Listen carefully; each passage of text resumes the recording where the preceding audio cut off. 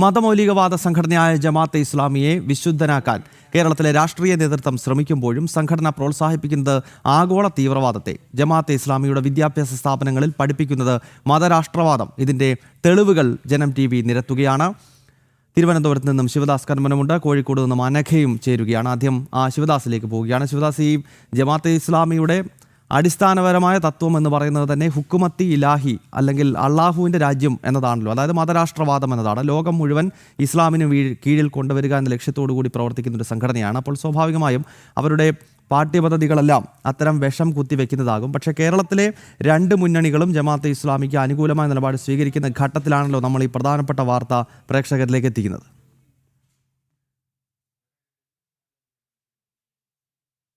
തന്നെയാണ്. കാരണം ഈ ജമാഅത്തെ ഇസ്ലാമി പല സമയങ്ങളിലും കേരളത്തിൽ തെറ്റിദ്ധരിപ്പിക്കപ്പെട്ടുകൊണ്ടിരിക്കുകയാണ്. പ്രത്യേകിച്ച് ഇടത് വലത് മുന്നണികളാണ് ജമാഅത്തെ ഇസ്ലാമിക്ക് അനുകൂലമായി അത്തരത്തിലുള്ള ഒരു നിലപാടുകൾ എടുക്കുന്നത്. ജമാഅത്തെ ഇസ്ലാമി എന്താണോ അവരുടെ യഥാർത്ഥ മുഖം പുറത്തു വരാത്ത രീതിയിലുള്ള ഇടപെടലുകൾ ഇടത് വലത് മുന്നണികൾ സ്വീകരിക്കുന്നു. കൃത്യമായി തന്നെ നമുക്കറിയാം, ആഗോള തലത്തിൽ തന്നെ ജമാഅത്തെ ഇസ്ലാമി എന്ന് പറയുന്നത് ഒരു ഭീകര സംഘടനയാണ്. പക്ഷേ കേരളത്തിൽ അത്തരത്തിലുള്ള ഒരു വ്യാഖ്യാനവും നൽകുന്നില്ല എന്നുള്ളതാണ് വസ്തുത. അവർക്ക് ഒരു ഒറ്റ മുഖം ഉണ്ട്. അതിൽ ഒറ്റ മുഖം മാത്രമാണ് ജമാഅത്തെ ഇസ്ലാമി വ്യാപകമായി പ്രചരിപ്പിക്കുന്നത്. ഇടത് വലത് മുന്നണികൾ ആ രീതിയിലുള്ള ഇടപെടലുകളാണ് നടത്തുന്നത്. കാരണം അവരാണ് ഭരണത്തിൽ ഉള്ളത്. പല സമയങ്ങളിലും പ്രത്യേകിച്ച് വോട്ട് ബാങ്കിൽ ലക്ഷ്യമാക്കിക്കൊണ്ട് തന്നെ അത്തരത്തിലുള്ള ഇടപെടലുമാണ് ഇടത് വലത് മുന്നണി.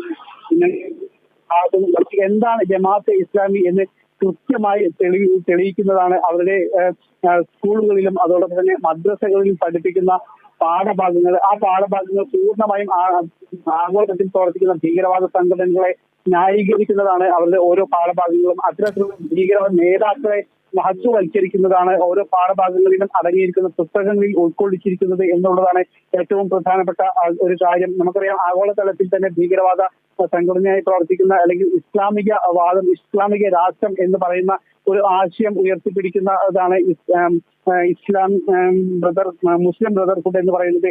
അതിന്റെ നേതാക്കളായ ഹസനുൽ ബന്ന, സായിദ് കുത്തുബ്, മതരാഷ്ട്രവാദത്തിന്റെ വക്താവായ മൗദൂദി എന്നിവരെയെല്ലാം പിന്നെ മഹത്വവൽക്കരിച്ചുകൊണ്ടുള്ള രാഷ്ട്രവാദത്തിൻ്റെ വക്താവായ മൗദൂദി എന്നിവരെയെല്ലാം തന്നെ മഹത്വവൽക്കരിച്ചുകൊണ്ടുള്ള പാഠങ്ങളാണ് അവരുടെ പുസ്തകങ്ങളിൽ ഹദീസുകളിലുമെല്ലാം തന്നെ ഉൾക്കൊള്ളിച്ചിരിക്കുന്നത് എന്നുള്ളതാണ് ഏറ്റവും പ്രധാനപ്പെട്ട ഒരു കാര്യം.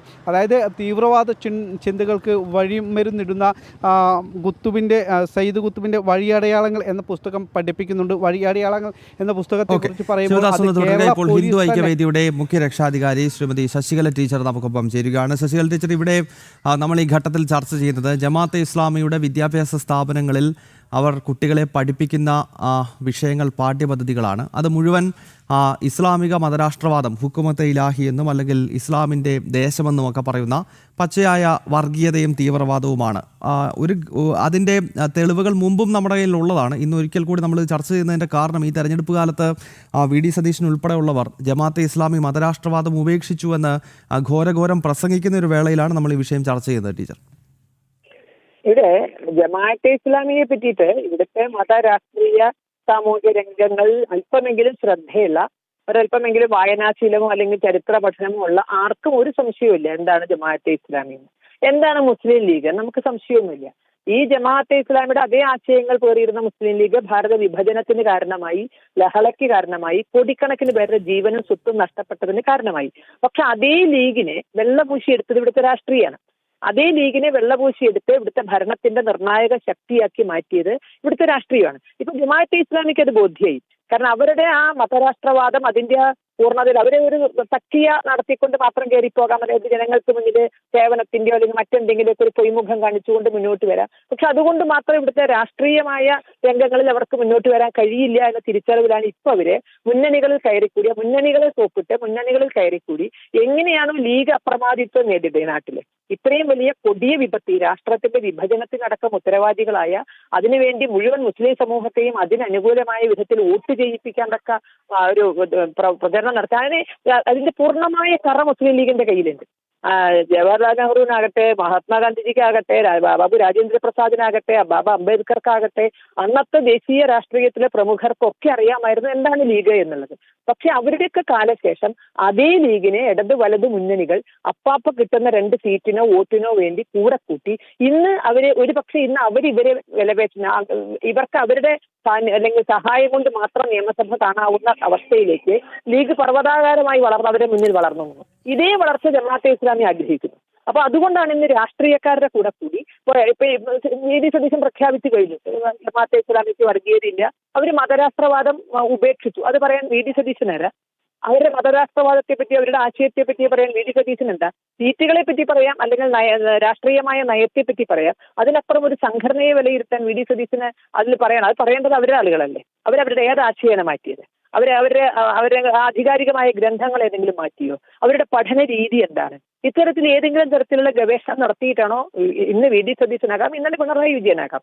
കഴിഞ്ഞ സന്ദർഭങ്ങളിൽ അവർ ഇടതുപക്ഷത്തിന്റെ കൂടെയായിരുന്നു. അന്ന് അവർ ഇവരെ ശുദ്ധരാക്കി പ്രഖ്യാപിച്ചിട്ടുണ്ട്. അപ്പോൾ ഇത് അപകടകരമായ ഒരു അവസ്ഥയിലേക്കാണ് പോകുന്നത്. അവരാരും ലീഗും മാറ്റിയിട്ടില്ല, ജമാഅത്തെ ഇസ്ലാമിയും മാറ്റിയിട്ടില്ല.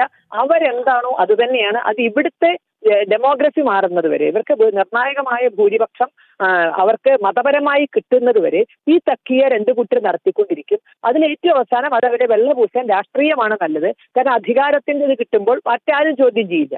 കാരണം ഇവിടെ ജയിച്ചു കഴിഞ്ഞവർ വിശുദ്ധന്മാരായി പോയി. പിന്നെ അവരുടെ കൈകളിലാണ് എല്ലാം നിൽക്കുന്നത്. അങ്ങനെ രാഷ്ട്രീയമായ വിജയം കൂടി നേടിക്കഴിഞ്ഞാൽ ഇപ്പൊ ലീഗ് അവസ്ഥയിലേക്ക് എത്തി അതേ അവസ്ഥയിലേക്ക് ജമാഅത്തെ ഇസ്ലാമിയെയും കൊണ്ടുപോകുന്ന ഉത്തരവാദിത്തം രാഷ്ട്രീയക്കാർ ഏറ്റെടുത്തിട്ടുണ്ട്. അത് അപകടകരമാണ്. അവരുടെ വിദ്യാഭ്യാസവും അവരുടെ മതരാഷ്ട്ര ചിന്താഗതികൾ അവർ സമൂഹത്തിൽ ചെലുത്തുന്ന സ്വാധീനവും അത് വളരെ ഗൗരവമായി തന്നെ ചർച്ച ചെയ്യണം. അതല്ല എങ്കിൽ മറ്റൊരു പാകിസ്ഥാനായിട്ട് കേരളം മാറാൻ വളരെ കാലം ഉണ്ടാകേണ്ടി വരില്ല. പാകിസ്ഥാൻ അതുകൊണ്ട് ഒരു ഗുണം ഉണ്ടായിട്ടില്ല. ജമാഅത്തെ ഇസ്ലാമിയുടെ വാദം കൊണ്ട് ലീഗ് വിഭജിച്ചത് കൊണ്ട് പാകിസ്ഥാൻ എന്ന കഷ്ണത്തിന് ശാന്തി ഉണ്ടായിട്ടില്ല, സമാധാനം ഉണ്ടായിട്ടില്ല, പുരോഗതി ഉണ്ടായിട്ടില്ല.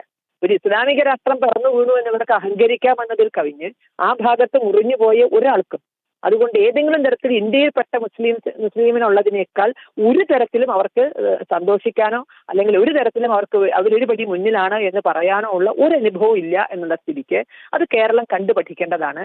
ആ ദുരവസ്ഥയിലേക്ക് കേരളത്തെ കൊണ്ടുപോകുമ്പോൾ ഈ 2 മുന്നണികളും അതിന് ഉത്തരവാദികളാണ്. അപ്പോൾ ഗൗരവമായി തന്നെ ജമാഅത്തെ ഇസ്ലാമിയുടെ പാഠ്യപദ്ധതിയെ പറ്റിയിട്ട് അവർ നടത്തുന്ന മതപ്രചരണത്തെ പറ്റിയിട്ട് ഗൗരവമായി ചർച്ച ചെയ്യണം, പരിഹാരം കാണുകയും വേണം. ശരി, വളരെ നന്ദി ശശികല ടീച്ചർ ഈ ഘട്ടത്തിൽ പ്രതികരിച്ചതിന്. വളരെ പ്രസക്തമായ ഒരു വിഷയമാണ് ടീച്ചർ ചൂണ്ടിക്കാണിച്ചത്. മുസ്ലിം ലീഗിനെ, രാഷ്ട്രവിഭജനത്തിന് കാരണമായ ലീഗിനെ എങ്ങനെയാണോ കേരളത്തിലെ ഒരു സജീവ പൊളിറ്റിക്കൽ പാർട്ടിയായി ഇവിടുത്തെ രാഷ്ട്രീയ നേതൃത്വം വളർത്തിയെടുത്തത്, അതിന് സമാനമായ രീതിയിൽ ജമാഅത്തെ ഇസ്ലാമിയെയും വളർത്തുവാൻ ഇപ്പോൾ ശ്രമിക്കുകയാണ്.